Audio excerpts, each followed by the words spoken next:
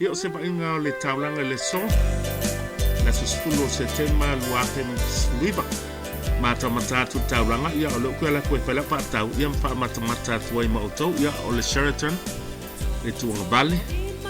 Pato sola tu le vai singano. Ka pe wale bana le toi malanga mai Samoa. Ia o le falsao po Wesi. O le falsao po Tistano. Le so atua i vai singano. Ia manisi o falo loa. Ia o le fale ponga fale lima le lao e whakasa le Samoa. Ia o lato ofisa utu le i. So atua i matwasa lao le pasao Apia le tuanga vale. Ia faso solo atua le ofisa malautanga i atu le situ. Ia le ofisa New Zealand na. New Zealand High Commissioner le pai pepa o atua i whako. Ia le fale fono na le tuanga vale. O le fale fansino tuai. Le fa mo tu lalo atu e fa wo se fale. So atu male official fui mu. Ia man tu fo atu o le fale fa sino tuai le official le. Fa so solo tuai le official fui mu. O le no fanga le sa ele market tuai. Le fa mo le fale le. O tuai fo le sa el tivoli tato fo ti fanga tasi ia so ia. Ia fa so solo tuai le itau esse. O le watu le itau esse. Pasol solo tuanga i lungo le wala lau papa lea i mule ia male falsa tele na le ekalesia katoliko le tuanga bale ia le pasanga i male tourism le sipito yo i ton wale sa ele pale los to ino emilio le so atu i le upata wina ne le ekalesia metis le tuanga bale o le bank, Samoa Commercial Bank,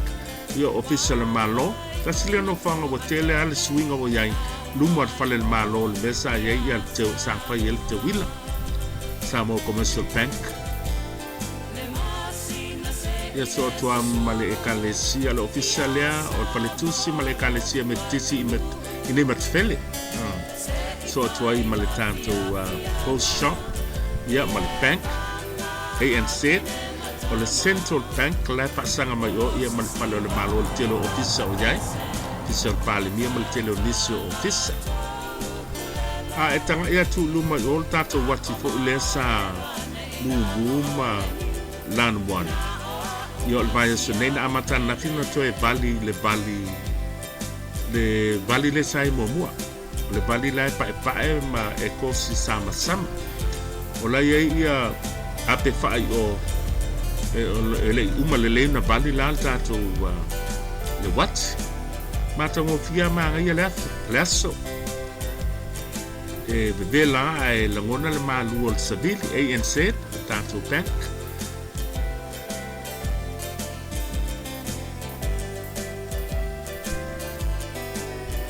mo lo mo pelo to so fu la le ia o le tuanga vale na le palopipi fo le sa ya amau o le to ila o sifia ti o ana o fa na lana wholesale ia mo tato wati na le man to su ia le no lan lo to fa po ia le lanu sa yai yo pasanga mai o ia tato live Samoa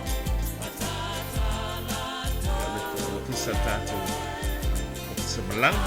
le tato live le lalo il pito le paso a toi tasino bank call BSP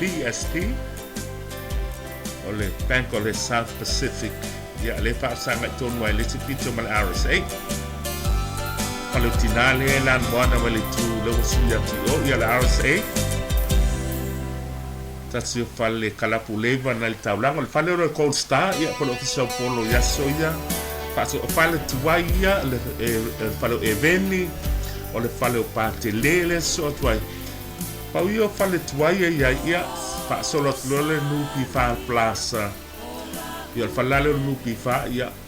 o ila le o tele na tu mal mamano le tunu e fa ia la tu patau se tasio fale lo tele ia o saina o male o la tu o ninga o male tele o fale lo le e tu tai solo te mele market o vai ngalo market il imutal wai le mule na Fatama ia le market ia se vainga le plaza. Solo atu company le Toyota. Se tasi officer tele ale malo le sanga mai o le officer le vai. Ia ma le tele ala officer le malo ia le vainga le market. Le fo ina mo ia le hotel ina faia tatu fale temporary mo fale kapoleni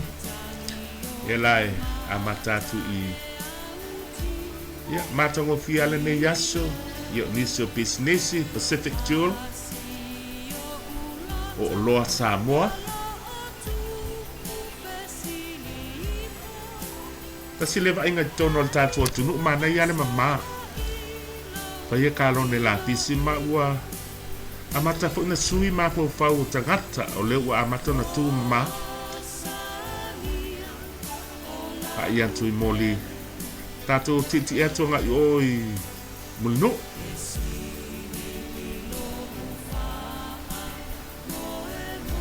just to give you an update of just riding through the beach road of Apia. This is our main road. Ya, tele tato pisinisi le i al falo tinale le tu tai. Ya fale fata pasi la tanga etu e pasi o ya. Pa so lo le ngai songi ya molino. O le paka le lesa fa ngai ne fa tato te wila talwane mala ta alo nai fa nau. Ya le tu yuta le ta no hotel. Ya mai so faltan malo le so atu i tasi lo fatal ma lo fo le fa le temil ne lo mai lo.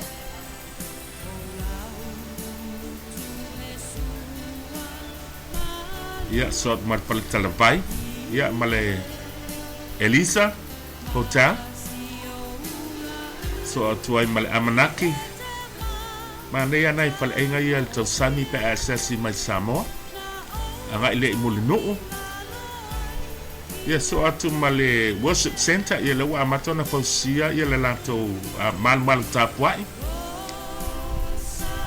ya so tuai male Millennia tasio fatal malo o le seana tasio fatal malo ya pal kalapu anga ia tu molinu e mantu hola ia no fang le hotel ai na tauleni ai ngo yai le o yai ya official malo mana il tan ngalu le sawa mai tai o i matau tu le o tau mai i molinu ya o ilunga ili tali ngalu le tele na koleni ai ya tatu mai molinu ya niso ofisa HRPP le o te atu o le falsale ole ya male tatu moto tupulanga le fakasai molinu nei ya tasiro ofisa le malo tofilau eti ale sana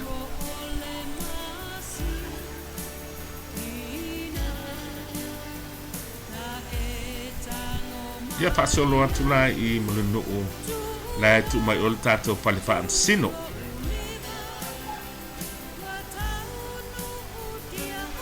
ya nisi officer tuai ole malo ya o mal tato TV tas no fanga TV tas ya o lesi so atulava male official le tio fa salawal tu AP lo le tu tau matau le falele tanga ia tu iai ia paso solo tuale ia ngai molinu tasi leo o loa ia po fanua ele o iai se fa ele lo po ai lo tanu ai o ia po le loa po iai ia le sales se tasi fal enga mata ngofie ia fa te assessi mai Samoa so tu mal lo fo le tala le tio keusian ia le upi o maltata bale i le pito le ia o le marine o ia lo o inai i le telefo i o whana o Samoa i le whale onga na mea o onga tau le ngatai whale au ina o seila pe ngā luenga o lunga o ba ia le tu mai o se sa langolango ina le malo saina le pausiaina ia po at whaatu peina po lano whangal ne de i taimunu to ngā niu ia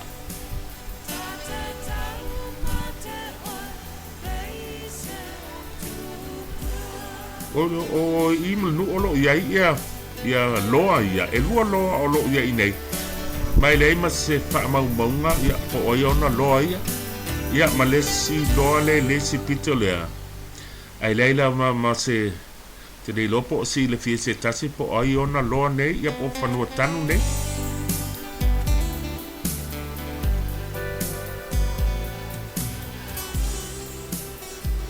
ia alba ia tule ngatai fale o ngatai o vaiusu ma ila o lo o fua pe a fai te sai ma news fo in fam talanga o le fua e pausia ele wa fute le ale nei le fa te fa tu peina le malo saina ia manisi fo I o lo o tunu o lo lango le pausia ina la le wafu ia o ngatai ton wala inei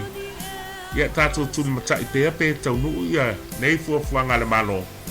ia man malo saina ia ma se fo ni se malo lo la tu long ina le fa moi ni telina fa ngai na fo ia kili ai ia fa ngotai na tangata mala tu penga fo ia ma sania no sa ni se taimi lo fa yo la tu fa va nei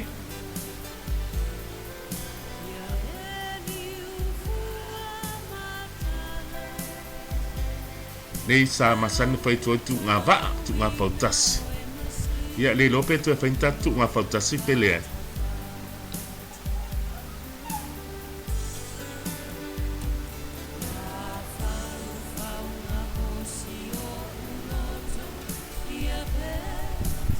atu mongo Samoa ia tato taliu ia tu vai le tu le utel marine le a onga le o inai ia fa na Samoa le ngatai fale ia pa ingana mai hito tayo molino tele yo fanua le abano I salopo info fuanga le malo lumna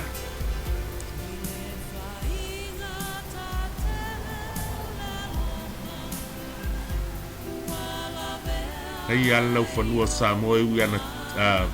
mafa ia mungala I ai do ale lanu me makta le olo nai la au fu fa toang to nga ia tu ia tatu ta valenga Apia si to va ia tu le I le tu tat le official tu AP so to multi di tas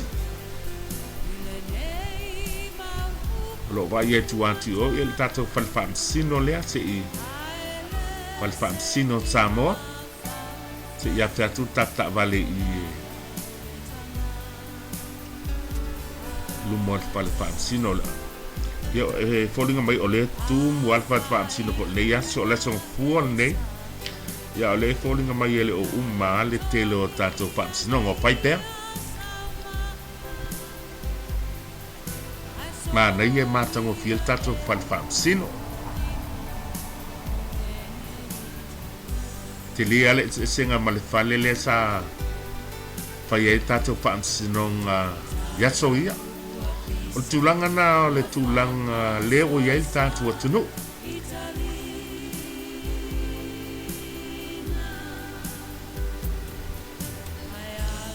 ko sanga fa ona ponei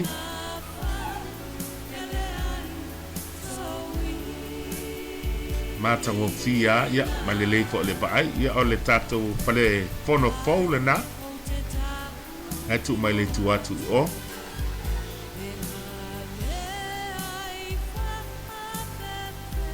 Fale fole le o mana fai ia le o fa ngai nel nei sa ro stemil to sangal ne sa fato art talai ia le tato fat fam sinol ne fale fonol ne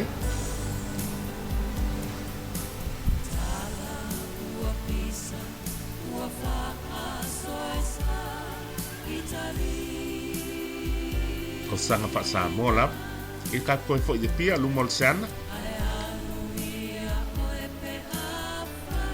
salo le utu luma fu ta longa man Samoa le la fatasia tu le pon lo la ya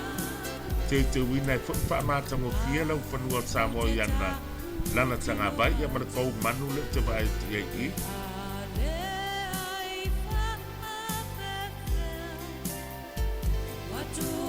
ya ole pakalele tu nga balle yo isa patino li tatu te wila ne te sanga Hei ia fale ia o fale einga o loa Samoa. Te lea al paka lea, mau te loa fo i le lumanai o i le la te le na pai ai ia tātou whawhiwhianga SS. Mātongo whiolo i ma le paka mo nai tamiti o lo ta alo ai.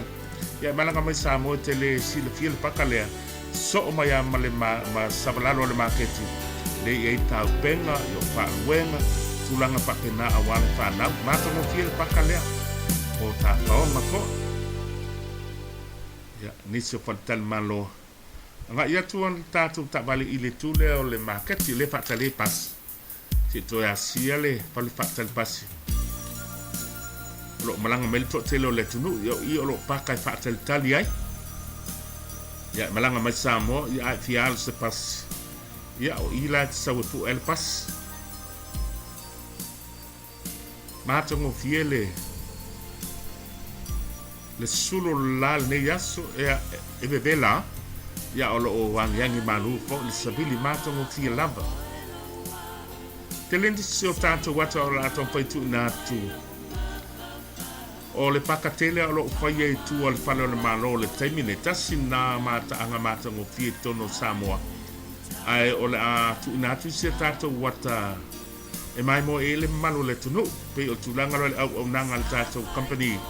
Samoa Entertainment ia lo whaalau lo atu me o lo tupu Samoa ia ma updates fo pe o tauranga i pia swing ai pe o nei ai e ngā te leo le paka te le lava tāwhau i le tunu lo o pausia le tu o le whale le malo patasi la ma nisi paka o lo o se so o mai ma le whale le malo umana whaia mo tāwhau ia ma se fo i le